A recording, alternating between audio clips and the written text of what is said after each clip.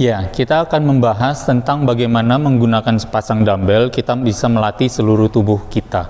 Jadi sebagai seorang personal trainer, kita juga bisa meningkatkan value jasa kita. Walau hanya dengan sepasang dumbbell, kita bisa deliver yang namanya total body workout yang efektif dan valuable untuk klien. Yang pertama, kita akan mulai tentunya dari otot yang atas sampai ke yang bawah. Kita mulai dulu dari bahu. Nah, bahu dalam hal ini kita lakukan gerakan pertama yang namanya shoulder press, ya, dumbbell shoulder press. Banyak yang mungkin hanya melakukan seperti ini dan merasa sudah oke, ya, tidak ada masalah, atau bahkan ada yang merasa bahwa picture perfect yang ada di majalah, ya, kita lakukan seperti ini 90 derajat dan kita naikkan 90 derajat sampai lengan lurus, kita turunkan lagi. Ya, seperti ini tidak ada masalah, ya. Sebenarnya itu baik-baik adanya, tetapi it has to be more than what's in the magazine. Harus lebih dari apa yang orang bisa terapkan dari belajar sendiri. Buktinya kan mereka meng-hire kita, berarti kita harus memberikan additional value dong. Dari sekedar dia bisa belajar gratis sendiri, berarti kita harus memberikan something more. Something more di sini adalah apa? Yang pertama adalah spotting beberapa kesalahan yang umum terjadi pada latihan dumbbell shoulder press, ya. Yang pertama adalah biasanya mereka terlalu menyamping. Dengan terlalu menyamping bisa dirasakan tensi terutama pada persendian bahu meningkat tajam, ya, sehingga efektivitasnya tidak meningkat, tetapi tensi pada bahu atau pada bagian lain meningkat besar, sehingga berarti kita tahu beban ini sedang diserap oleh otot-otot lain yang bukan targetnya. Jadi untuk apa kita melakukan itu?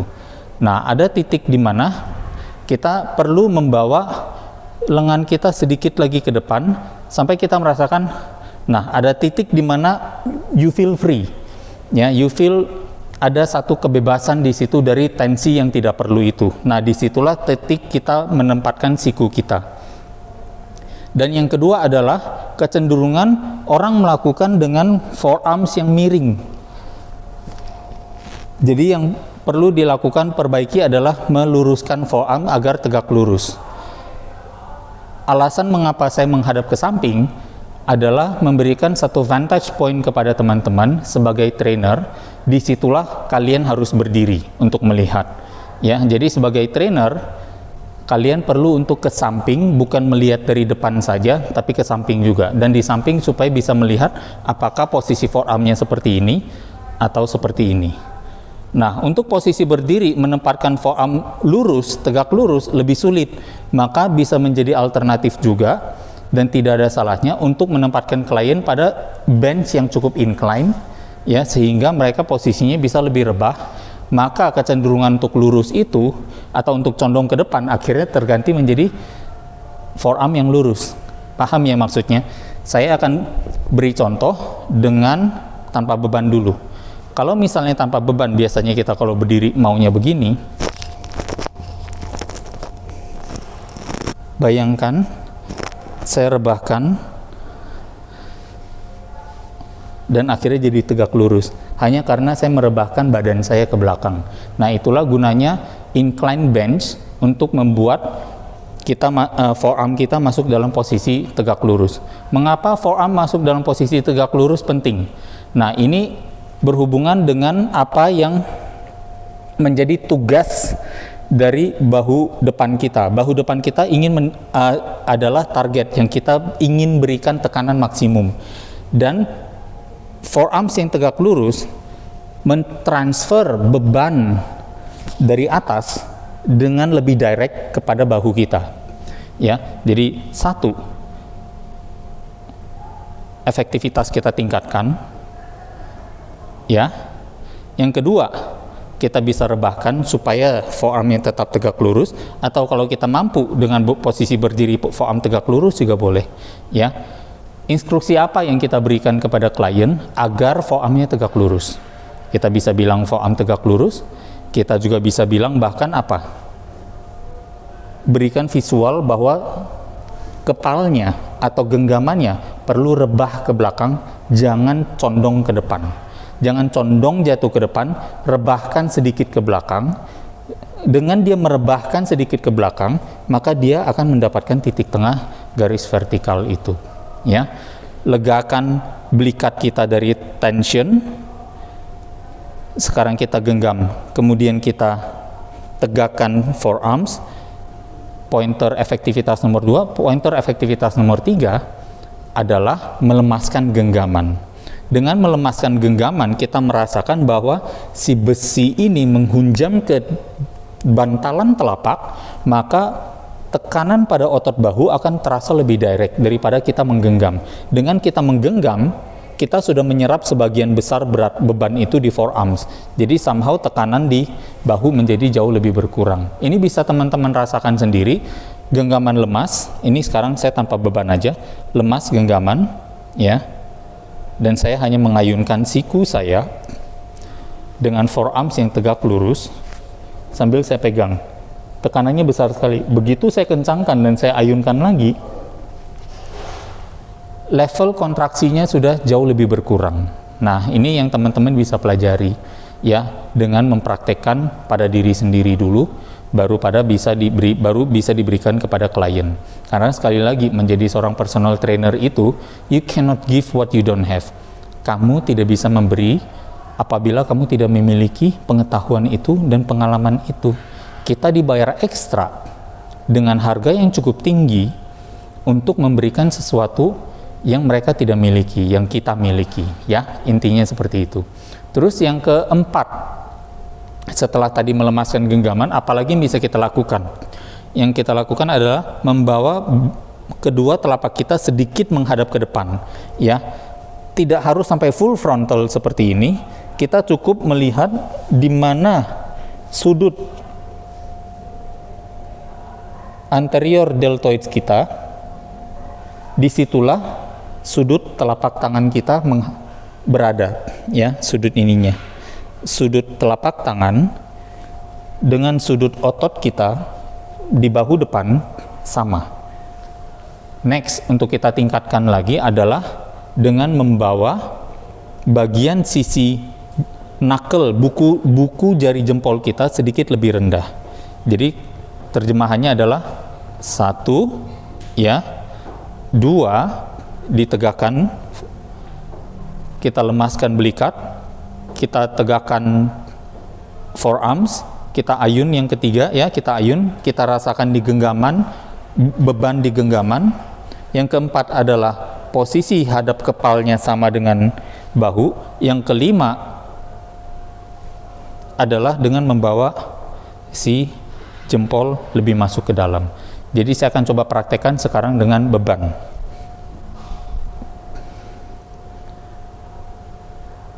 Dan yang keenam adalah waktu swing ke atas, menjaga forearms tetap vertikal dan mengayun siku ke atas. Untuk melakukan itu saya tidak membawa dumbbell masuk, tetapi saya membawa dumbbell seolah-olah seperti military press di Smith machine, di barbell. Jadi tidak ada perubahan jarak dari dumbbell, kalau ada pun sangat sedikit. Ya, dan dengan beban 4 kilo saja rasanya sudah luar biasa. Karena apa? Otot bahu depan yang namanya anterior deltoids ini yang menyerap semua bebannya dan tidak dibantu oleh otot-otot lain. Ya, jadi ini adalah latihan untuk tips untuk bahu depan, dan teman-teman bisa melakukannya. Tidak harus 6 tips tadi dilakukan dalam satu sesi. Ya, bisa diberikan sedikit-sedikit dulu, ya, karena ada trik marketing di sini. Karena klien biasanya juga memiliki kecenderungan, saya mau ngambil satu paket, saya belajar curi ilmunya, nanti saya latihan sendiri. Tapi ya kita juga bisa, ya, menyimpan trik setelah kira-kira beberapa sesi dan sesinya sudah mau habis, kita baru berikan lagi sesuatu yang baru supaya dia ada look forward.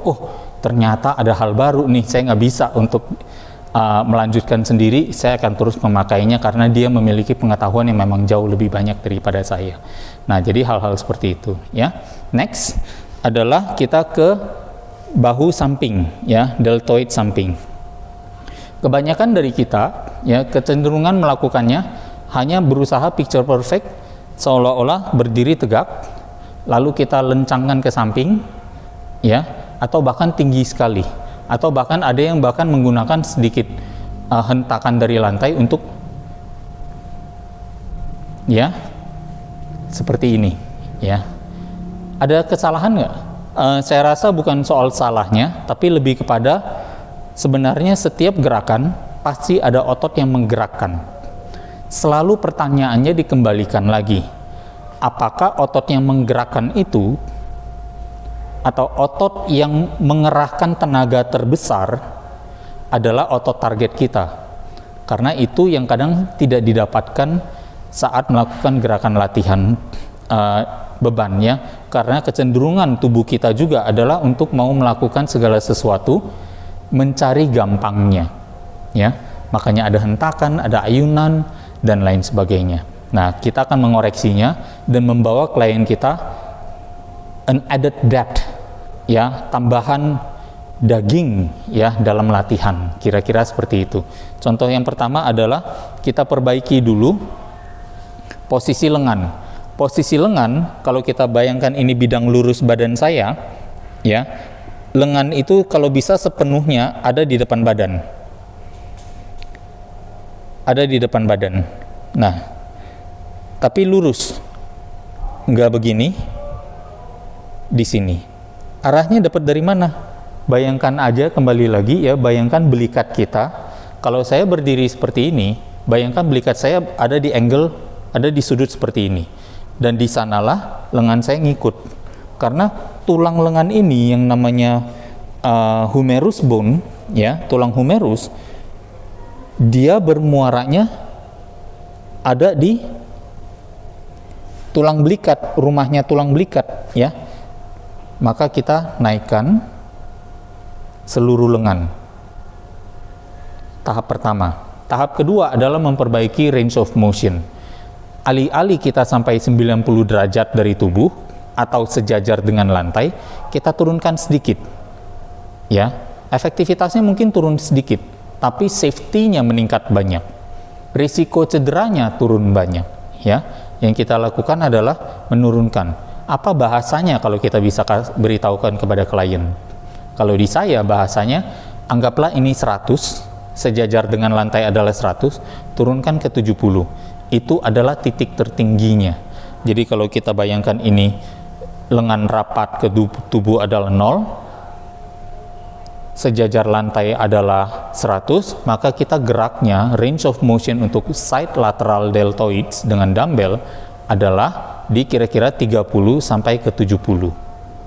Dengan lengan ada di depan badan sepenuhnya. Tapi selebar mungkin. Jadi jangan ditekuk, ya. Selebar mungkin, hampir selurus mungkin, tapi jangan sampai terlalu lurus. Nah, semuanya serba nyaman dan alami. Next, tahap selanjutnya adalah mulai di mencondongkan tubuh kita. Mengapa? Karena waktu saya melakukan misalnya gerakan seperti ini aja, kecenderungan kita hanya seperti ini. Kelihatan dari depannya seperti ini. Dan ini banyak sekali dilakukan oleh fitness mania atau member-member di gym. Coba aja kita pegang otot kita mana yang bergerak atau melakukan merasa keras yang paling besar, di mana itulah kontraksi ototnya. Letaknya ada di depan, masih di yang namanya anterior deltoids. Untuk bisa supaya deltoid samping yang kena, ya, bayangkan arah gerakan atau range of motion ini, path ini, garis gerak kita samakan dengan si deltoid samping. Condongkan agar garis geraknya persis sama dengan si deltoid samping tersebut. Bahasanya apa kalau kita berikan kepada klien? Sederhana. Saya kadang suka bilang, condongkan sampai kelihatan deltoid sampingnya seperti sunset. Ya, jadi ini paling ideal kalau dilakukan di depan cermin supaya klien bisa melihat dirinya, level kecondongannya ada di mana. dan kita bisa berdiri di samping untuk memastikan gerakannya benar, ketinggian lengannya benar, posisi lengannya benar. Next, tahap selanjutnya untuk meningkatkan efektivitas adalah dengan mencoba menaikkan knuckle seperti gas motor, ya. Jadi bukan naik turun begini, tapi setelah naik sedikit lalu ditahan di sana. Kenaikannya nggak banyak, kadang mungkin hanya setengah atau 1 senti, ya. Dengan setengah atau 1 senti dan dijaga di sana, akan lebih terasa lagi di bahu sampingnya, ya, deltoid samping. Next lagi, apa yang bisa kita lakukan? Nah, kita tambah lagi nih. Alih-alih kita hanya kepalanya lurus, kita sekarang bayangkan, lihat. Ya, saya melakukan kegiatan seperti ini.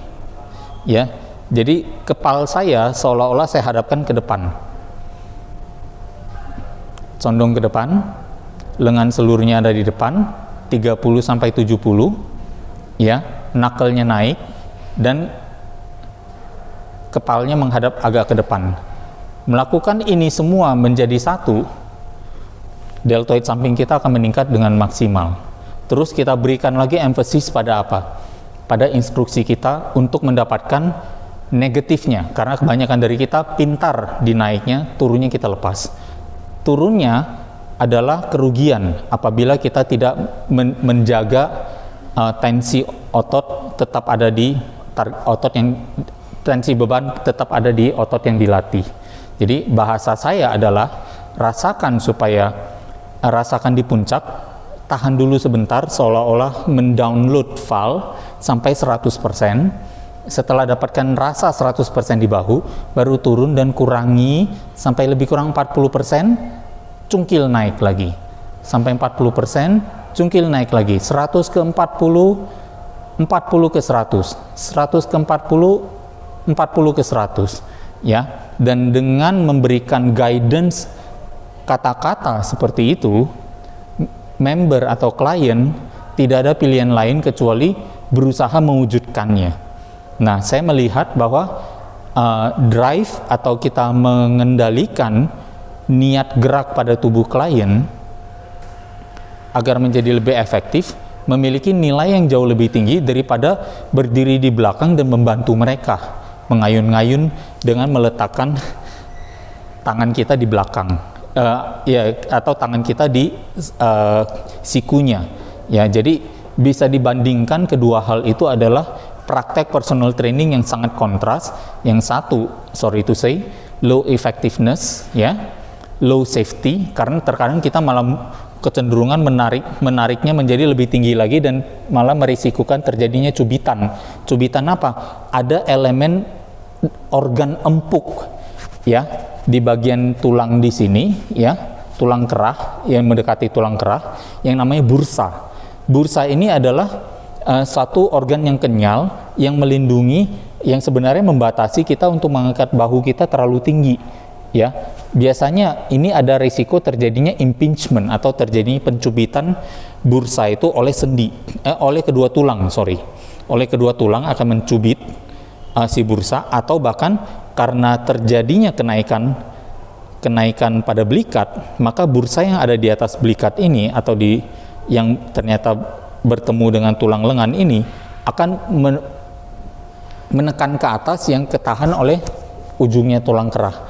Dan itu akan menyakitkan dan bukan satu hal yang baik apabila kita lakukan berulang-ulang, ya. Jadi ini adalah latihan untuk otot shoulder samping dengan dumbbell. Nextnya lagi, ya, kita akan melatih biceps.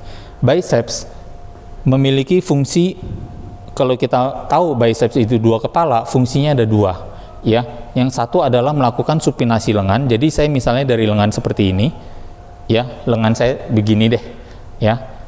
Saya putar aja lengan saya ke sini. Ini adalah fungsi otot biceps. Jadi dari sini diputar ke sini, biceps kita sudah mengeluarkan tenaga. Kemudian kita lakukan yang namanya elbow flexion, terjadi lagi kontraksi otot.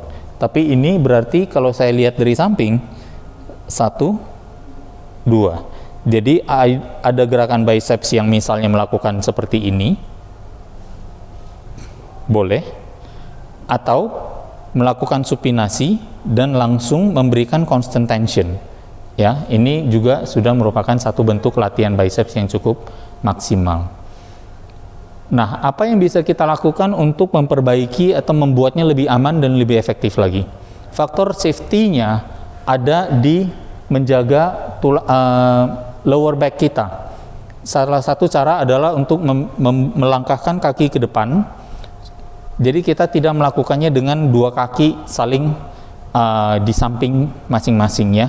Jadi kita melakukan ini, makanya nanti kadang suka terjadi goyangan. Tapi kalau kita melakukan satu kaki di depan dan belakang, kita bisa cenderung lebih kalem. Yang kedua, yang bisa kita tadi adalah untuk memperbaiki dari segi faktor safety-nya. Sekarang di effectiveness. Effectiveness banyak sekali.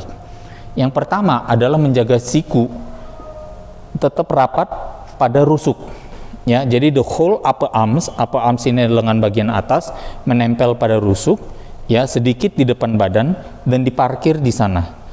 Lakukan seperti ini, ya, jauh lebih bagus daripada kita melakukannya seperti misalnya, nah, ini mungkin exaggeration atau berlebih saya peragakannya, tapi banyak sekali yang mungkin melakukan ini. Nah, apa yang terjadi di saat si lengannya sebelum nutup aja, apa yang sudah bergerak? Bahu sudah mengalami kontraksi bahu depan. Nah, kalau misalnya orang itu bilang, saya mau latihan bahu sekalian bicep, hybrid, ya, itu dia akhirnya jadi benar. Tapi kalau dia bilang saya mau latihan biceps, which is 99% kemungkinan dia mau melatih biceps, maka melakukan ayunan pada lengan ini tidak ada artinya, ya, atau bahkan mengurangi efektivitas yang ada pada biceps. Nah, poin nomor 2 untuk memperbaiki efektivitasnya adalah dengan menggenggam dan merasakan negatifnya. Waktu merasakan negatif dengan genggaman yang kuat, kita cenderung mengajak panco si beban. Yang ada adalah si forearms kita akan menerima tekanan lebih besar bukan di bicepsnya. Jadi itu juga beat the purpose. Kita padahal bilang mau negatif dibuat lama. Negatif bikin lama kok forearmnya tambah besar, bukan di biceps. Nah, kita akan coba perbaiki itu. Bagaimana caranya? Saya berawal dari keinginan untuk merasakan biceps saya saja. Setelah di puncak saya rasakan, jangan sampai hilang, jangan sampai hilang, jangan sampai hilang. Begitu saya berusaha supaya tekanan di atas tidak hilang dan saya terus jauhkan, buat fase negatif itu terjadi, ternyata genggaman saya melemas, saya lemaskan. Jadi ini adalah tips atau instruksi meningkatkan efektivitas nomor 2 yang bisa kita berikan kepada klien kita, yaitu apa? Kita lemaskan genggaman, ya, untuk tetap menjaga tensi beban ada pada otot. Hal ketiga yang kita bisa lakukan untuk meningkatkan efektivitas adalah dengan surrender the knuckle. Nah, ini kalau memang sudah memiliki kekuatan forearms yang bagus dan memiliki pergelangan yang sehat, kita bisa coba berikan kepada klien, yaitu kita surrender the knuckle. Jadi seolah-olah telapaknya kita hadapkan ke atas. Nah, bahasanya bisa berbeda-beda, terserah ya, masing-masing punya style sendiri. Hadapkan telapak ke atas, kepalanya mau ke depan boleh, atau si knuckle-nya mau kita, bahasanya surrender, kita serahkan ke orang. Nih saya berikan knuckle-nya, gitu ya. Jadi dengan melakukan ini, siku rapat, ya, tidak ada ayunan. Waktu turunnya melemas, genggaman, angkat firm. Turunnya melemas, angkat firm, kemudian knuckle-nya saya surrender lagi. Dan ini semua saya bisa kombinasikan untuk dapatkan tekanan pada otot biceps lebih maksimal lagi dengan beban yang sama. Bisa dibayangkan nggak? Beban yang sama yang awalnya terasa ringan, lama-lama terasa berat. Kok bisa begitu? Ya, waktu terasa ringan, keroyokan.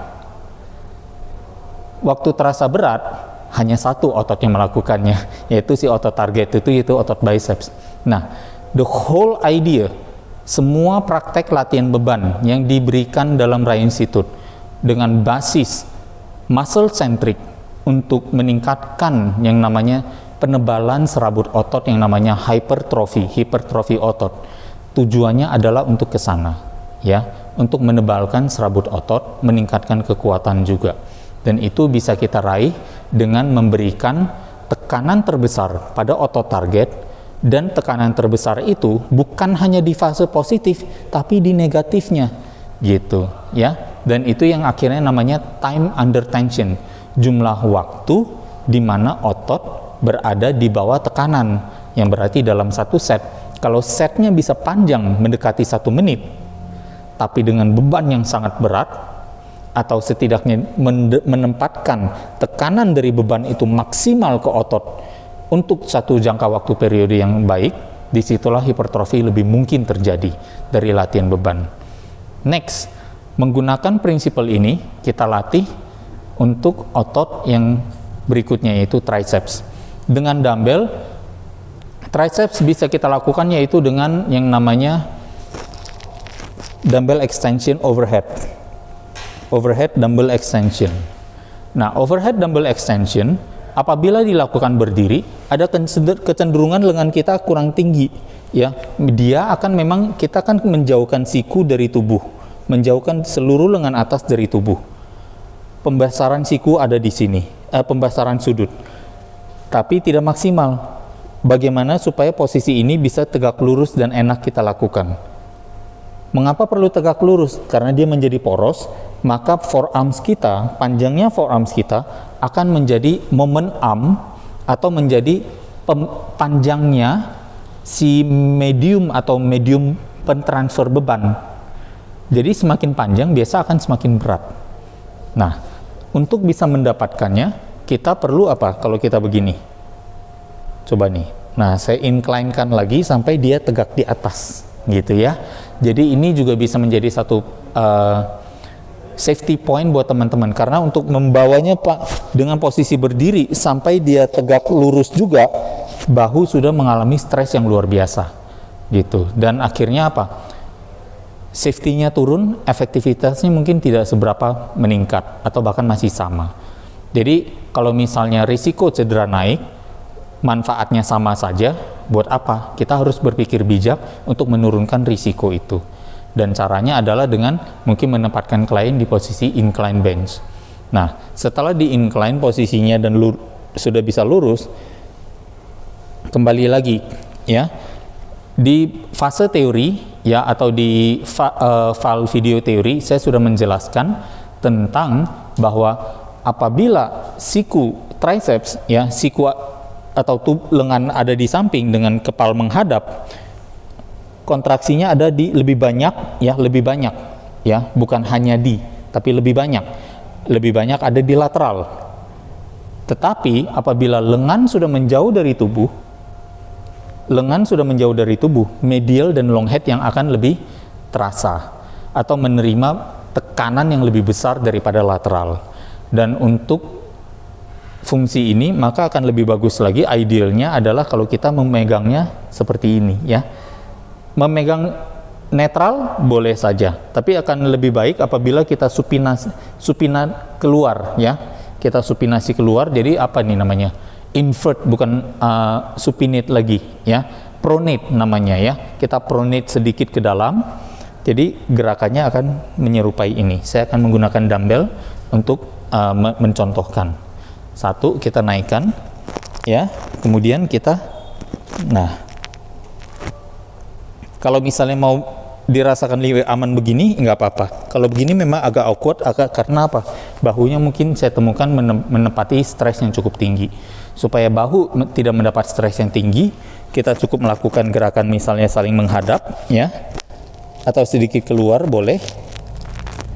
Nah, yang menjadi pointer di sini adalah pergelangan ya. Kita nonaktifkan pergelangan, tidak perlu kita lakukan gini, kita nonaktifkan aja. Bahasanya apa? Si jempol berada di titik terbawah, atau kita bisa bilang sisi runcing dari kepala kita adalah tetap menghadap ke langit-langit. Apapun bahasanya teman-teman bisa pakai untuk make sure klien mengerti dan menerapkan atau mengaplikasikannya. Nah, nonaktifkan, sikunya tetap di tempat, jadi tidak terjadi ayunan. Ya, siku tetap di tempat. jempol rendah, sisi runcing mendekati langit-langit, dan kemudian beri stretch di turunnya. Beri beban di bagian stretch. Give weight to the stretch. Ini stretch. Ini naik, ya. Beri beban kepada stretchnya. Fase stretch atau fase turun, kita beri beban. Ya, itu bahasa saya yang sering saya pakai, teman-teman bisa pakai juga kalau mau. Ya, atau bahasa lain bisa kita katakan adalah misalnya tahan dan lawan. Misalnya ini, kita tahan, lawan. Kita tahan, kita lawan lagi. Tahan, kita lawan. Dan bayangkan kita nggak begini ya. Perhatikan bahwa badan saya kalem, nothing is moving ya, karena salah satu kunci untuk mengisolasi atau menempatkan tekanan terbesar pada otot adalah dengan mengisolate ya, atau bahasa lainnya adalah menyuruh si otot ini sebagai si penanggung jawab penggerak beban yang paling utama. Berarti bagian lain perlu dikunci ya, atau tidak aktif, jangan bergerak terlalu banyak. Nah, itu adalah untuk otot triceps. Lalu bagaimana dengan dumbbell kickbacks? Dumbbell kickbacks, ya, kalau kita perhatikan bukanlah satu gerakan yang memiliki efektivitas tinggi untuk otot triceps. Mengapa demikian? Nah, ini berarti saya kembali perlu peragakan dengan dumbbell lagi untuk prove my point. Dumbbell ini, kalau saya lepas, jatuh nggak ke bawah? Dan dia jatuh ke bawahnya pasti garis lurus kan? Nggak mungkin dumbbell jatuhnya begini. Nah, dia berarti jatuhnya lurus. Perhatikan waktu saya mencondongkan tubuh ke depan, dumbbell ini mau kemana? Mau jatuh. Dan apa otot yang saya aktifkan untuk bisa menjaga lengan saya tetap sejajar dengan lantai? Otot punggung, otot bahu belakang. Ya, otot punggung dan bahu belakang sudah harus berkontraksi dulu dengan kuat sebelum si tricepsnya bergerak. Nah, kemudian waktu saya menendang ke belakang, kick back, menendang si dumbbell ini ke belakang, dumbbell yang saya kick ke belakang, ya, sepanjang gerakan, gravitasi dari beban ini, garis lurus gravitasi dari beban ini mengikuti kemanapun dia pergi. Jadi sebenarnya kontraksi di triceps memang mungkin terjadi sedikit, tapi kontraksi di punggung malah mungkin meningkat juga.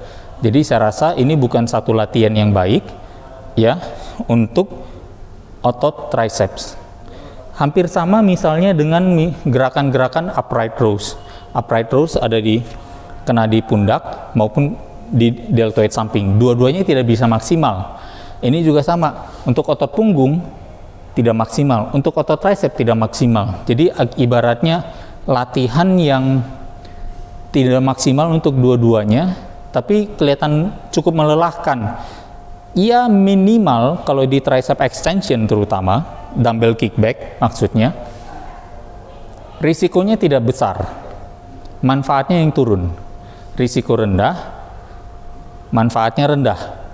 Jadi kapan dong dipakainya? Ya sebagai variasi aja boleh. Ya kalau klien jenuh, merasa gerakannya itu-itu saja, mau diberikan sedikit variasi boleh. Tapi kita perlu warning kepada klien, beritahukan bahwa ternyata gerakan ini kurang begitu efektif. Ya dari biomechanical standpoint kita sudah tahu pasti akan seperti itu. Nextnya lagi kita sudah kita bahas tentang trapezius. Kita balik dulu ke atas yaitu pundak ya. Kalau pundak dengan dumbbell biasa yang paling umum adalah konvensional, si kepalanya saling berhadapan, naik turun. Ya, kadang kita juga dagunya tegak aja, naik turun seperti ini. Nah, kita coba tingkatkan efektivitasnya dengan langkah pertama, yaitu apa?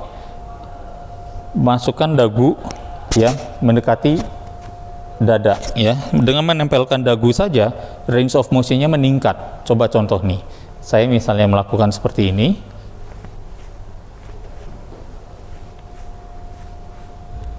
Coba lihat waktu saya rapatkan dagu lebih tinggi enggak? Kita bahkan bisa mendapatkan mungkin 2 cm atau 1 inci range of motion yang lebih meningkat. Itu sudah berarti terjadi peningkatan efektivitas. Nah, peningkatan efektivitas kedua adalah apa? Kita perlu mengetahui bahwa sebenarnya angle dari trapesius kita sebenarnya agak miring. Ya, bahkan sebenarnya agak seperti ini, angle trapesius. Jadi kita sebenarnya perlu mencondongkan tubuh agar dia tegak. Kalau misalnya di Smith machine pas, ya, karena posisi trapesius dari anatomical kita seperti ini, ya, miring, dan kita tegakkan tubuh, kita condongkan tubuh kita, akhirnya trapesiusnya tegak, dan kita lawan dengan beban yang tegak juga. Tapi kalau dengan dumbbell memang agak sulit, keterbatasannya di sana. Nah, kita bisa mengakalinya dengan apa? Membawa kedua dumbbell ini, ya, seperti ini. Alih-alih membuat kepalanya saling berhadapan, kita kepalnya ke belakang, ya, telapak kepal ke belakang, kepalnya turun ke bawah, rapatkan dagu. Ini a better alternative untuk latihan otot pundak. Jadi sesimpel itu, efektivitasnya akan meningkat, penambahan range of motion, dan juga sebenarnya mengapa saya menganjurkan seperti ini dan agak melebar alih-alih daripada kepal saling berhadapan. Kalau kepal saling berhadapan, bebannya akan memaksa untuk turun. Jadi kita tidak bisa untuk melakukan gerakan trapesius secara alami. Kalau kita bayangkan tanpa beban, apa yang terjadi? Lengan saya dari jaraknya seperti ini, secara alami dia akan menjauh. Nah, inilah yang kita mau manfaatkan untuk mendapatkan gerakan menjauh alami ini pada kontraksi puncak pada trapesius. Saya menempatkan dumbbellnya di samping seperti ini untuk mendapatkan dia dapat di posisi puncaknya. Nah, jadi ide-ide seperti inilah yang saya rancang untuk mendapatkan efektivitas yang meningkat, risiko yang tetap atau bahkan lebih turun, kira-kira seperti itu. Next, kita akan bahas di otot-otot bagian punggung, ya, bahu belakang dan juga kaki.